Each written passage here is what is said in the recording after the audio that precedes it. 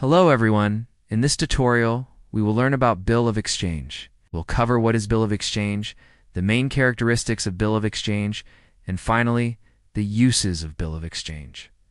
So let's start. First, we will learn what is a Bill of Exchange.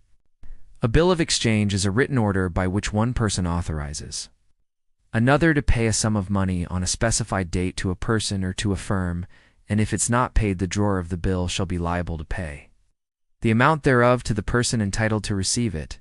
In simple terms, we can say that a bill of exchange is a formal written order of one party to another for the payment of a definite sum of money at a specific future time. Now let's discuss the main characteristics of a bill of exchange. The first characteristic is that it is a written instrument. This means that a bill of exchange must be in writing and contain all the essential elements of the contract. The second important characteristic is that there are three parties involved in the transaction. These are the drawer of the bill who makes the request for payment, the draw, who is the person or entity to whom the request is made, and the payee, who is the person or entity to whom the payment is made. Next, it is an unconditional order. This means that the drawer must give an unconditional order for the payment of the amount specified in the bill. If the order is conditional, then it is not a valid bill of exchange. Another important characteristic is that it must specify a definite sum of money.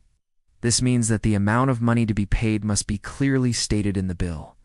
It also specifies a future date when the amount is to be paid. This is known as the maturity date or the due date. If the bill does not specify a maturity date, then it is called a demand bill, and payment is demanded immediately.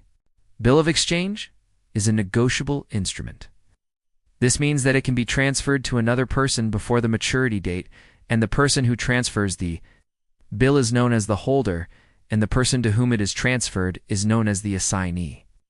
Now, the holder of the bill of exchange can either get the bill discounted at a bank, or he can get the bill of exchange honored by the draw. Another important characteristic is that the bill of exchange is a primary evidence of debt. This means that the bill itself is the evidence of the debt, and it is not necessary to prove the underlying transaction that gave rise to the debt. Finally, we have come to the uses of bill of exchange. The main use of a bill of exchange is to facilitate international trade. In international trade transactions, a bill of exchange is used as a means of payment for goods and services. It is also used as a source of short-term financing. For example, when a business buys goods on credit, a supplier may accept a bill of exchange as payment, and in the meantime, the business can pay back the supplier with interest. A bill of exchange is also used to finance trade between two parties who do not know each other very well. In this case, the bill of exchange acts as a guarantee that the buyer will pay for the goods or services. Finally, a bill of exchange is used to take advantage of different interest rates. For example, if a business has a bank account with an overdraft facility, it can use a bill of exchange to borrow money at a lower interest rate than its overdraft rate. So let's take a look at the advantages of using a bill of exchange. First, it is a convenient and economical way to make payments. Second, it provides financing for exporters who cannot afford to wait for payment. Third, it helps to establish credit lines between buyers and sellers. Fourth, it can be used to hedge against foreign exchange risk. And finally, it is a flexible instrument that can be tailored to the needs of the parties. So let's now look at the disadvantages of a bill of exchange. First, it can be time-consuming to prepare and process bills.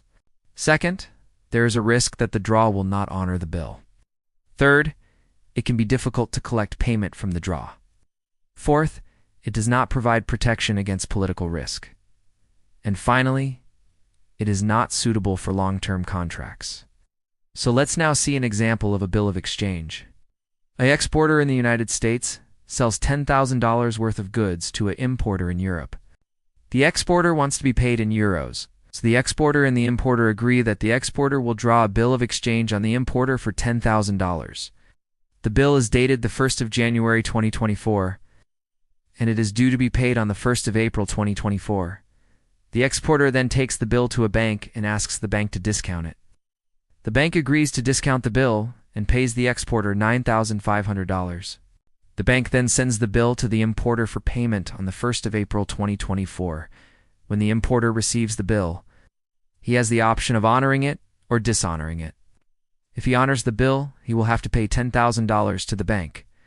If he dishonors the bill, then the bank will take possession of the goods that the importer bought from the exporter. So this is it for this tutorial. If you have any questions, feel free to ask in comments section. Thanks for watching. Banking and finance.